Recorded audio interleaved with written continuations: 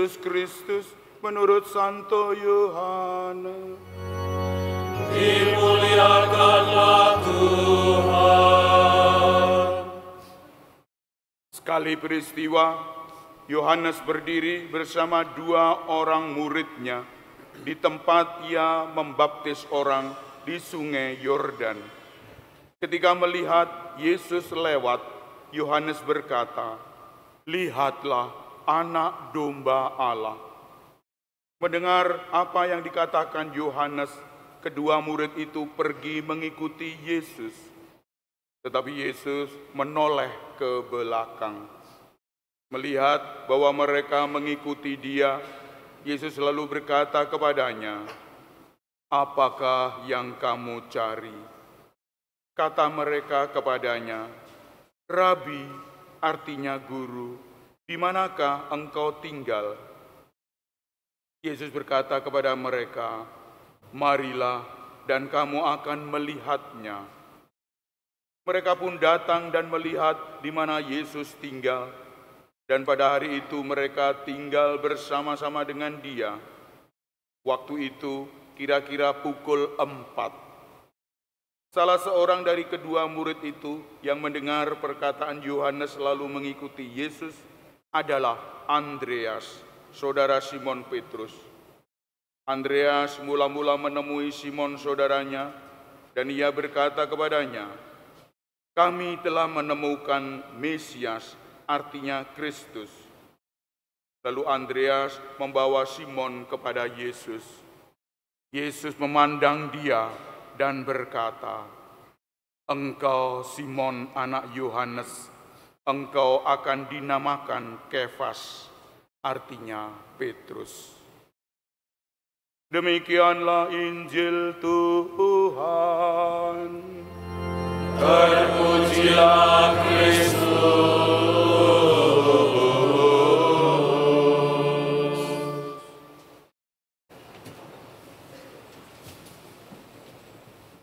Bapak Ibu saudara-saudara yang terkasih dalam Kristus,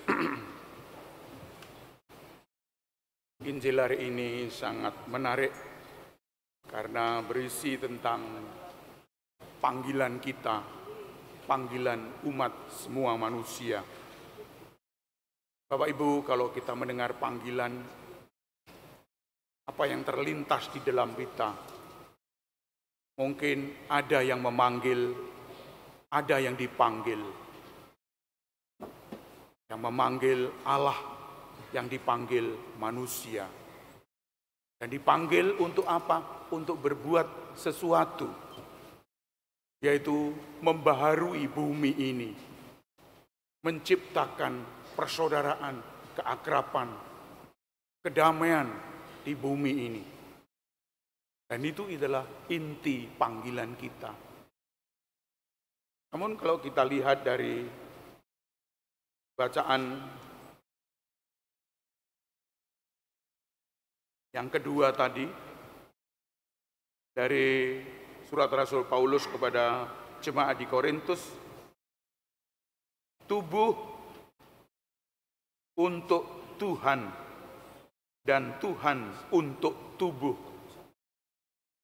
Bapak Ibu, saudara-saudara yang terkasih, kalau kita mendengar tubuh untuk Tuhan, Tuhan untuk tubuh, apa yang terlintas di dalam diri kita?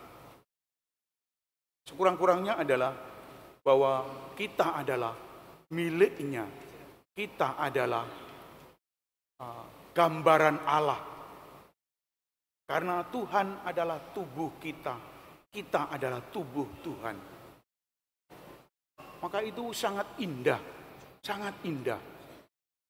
Bapak Ibu, saudara-saudara yang terkasih, kita dipersembahkan untuk Tuhan karena Tuhan yang sudah mati, bangkit dan mulia, ini membangkitkan tubuh kita, ikut serta mulia, ikut serta baru.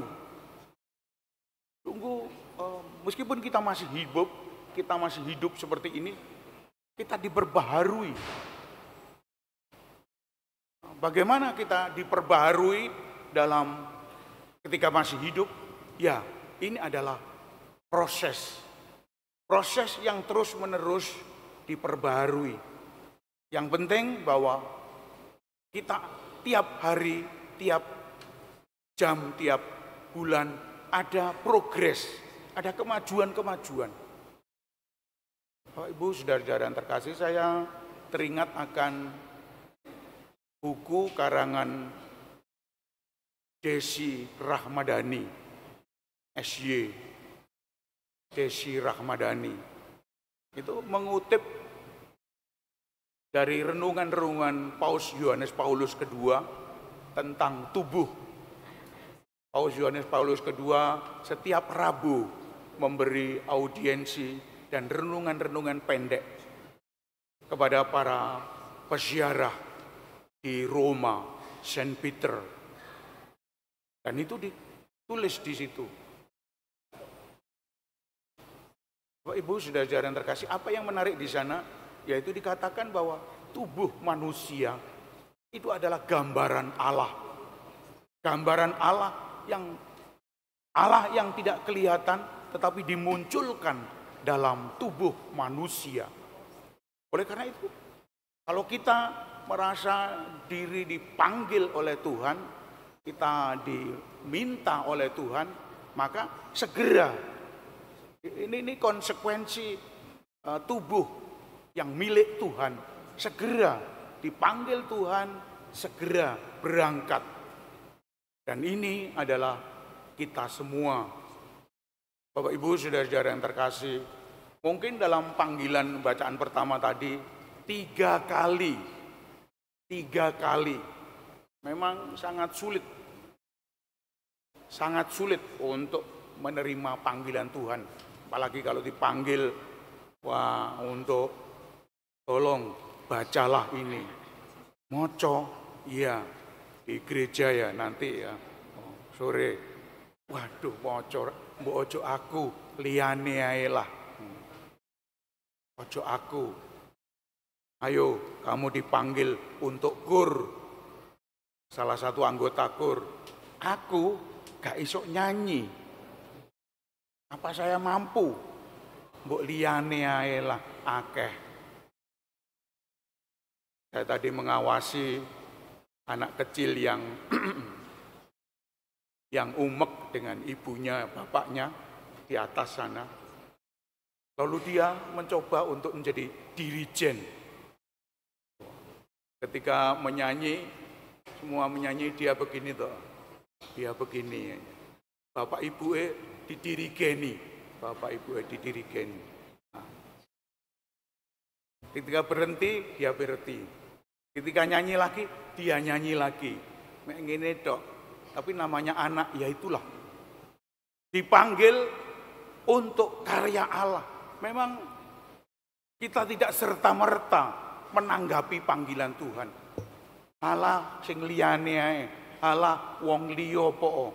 Allah saya sibuk. Allah saya macam-macam. Allah. Maka kalau Allah ini tidak ada ini, wah, sembrono.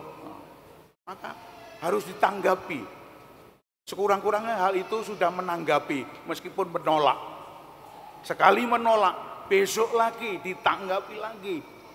Kamu dipanggil Tuhan, Samuel, Samuel.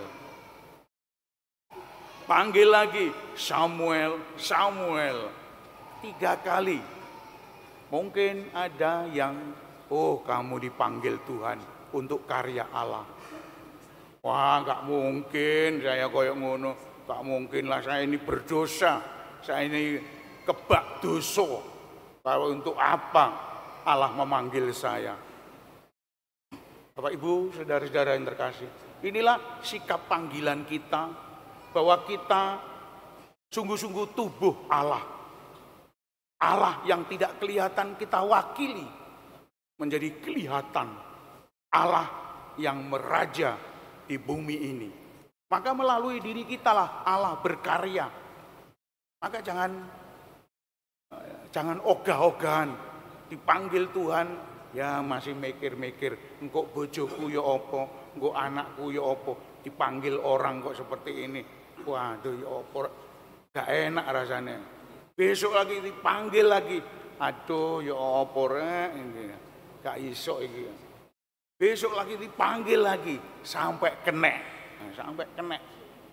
Tuhan kalau memanggil seperti itu. Tuhan sekali membidik orang itu terus dipanggil. Maka siap-siap Bapak Ibu untuk dipanggil orang.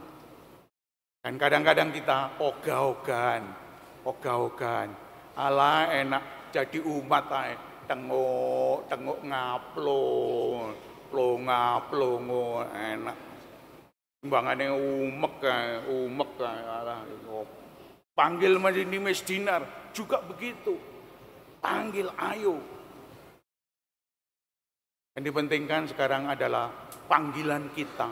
Dari bacaan pertama tadi jelas itu panggilan Tuhan. Di sana nampak bahwa kita dipanggil Tuhan. Lalu bacaan kedua dipanggil karena kita adalah tubuh Kristus.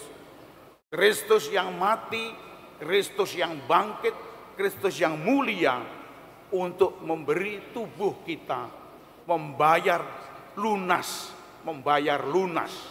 tubuh kita. Dibayar lunas lalu kita menjadi milik Tuhan. Bapak Ibu, ini luar biasa. Desi Ramadhani memberi refleksi seperti ini juga terinspirasi dari Paus Yohanes Paulus II almarhum yang setiap kali audiensi ini. Apa artinya untuk kita semua? Artinya bahwa diri kita siap dipanggil. Seperti asisten imam. Asisten imam itu dipanggil oleh Tuhan. Bukan manusia, bukan romo paroki, romo novi, saya pras, bukan. Itu dipanggil Tuhan untuk melayani umat. Memang kadang-kadang ogah-ogahan. Kalau dipanggil Tuhan, wah ditarget jam 10 hari Minggu. Wah jam 10 ini enak-enaknya keluyuran ini. Wah rekreasi, rekoleksi. Ayo apa dipanggil Tuhan. Apakah kita membuat istiganteni, sapa gelem ganteni aku ono rekoleksi. Aku ono kia-kia sama keluarga. Ini keluarga dari luar negeri ini penting ini. Dan seterusnya. Pasti ada kendala-kendala. Kalau kita dipanggil Tuhan, pergilah, berangkatlah. Jangan tawar-tawar. Mas Dinar dipanggil Tuhan jam sekian harus datang. Harus datang. Meskipun aduh angel gak iso apa-apa, harus datang. Meskipun kriip-kriip belum mandi harus datang, enggak apa-apa. Bapak Ibu saudara-saudara yang terkasih, saya juga mengalami hal yang sama. Saya dipanggil Tuhan untuk misa kudus 5:30. Jam beker di setel 4:30 atau jam 5 kurang 1/4. Barang di setel tiba-tiba gak bunyi. Waduh, terus bablas. Dipanggil Romo misa. Misa. Loh, iya misa. Jam beker mati. 2 kali yang kemarin itu. Bapak Ibu, saya harus diganti jam bekernya. Sekarang saya mengalami hal itu, harus kita alami. Males, aduh, gelisah. Pokoknya dipanggil Tuhan itu gelisah. Misa kok bolak-balik tiap hari. Bapak Ibu minggu saja, minggu rok-rok asem.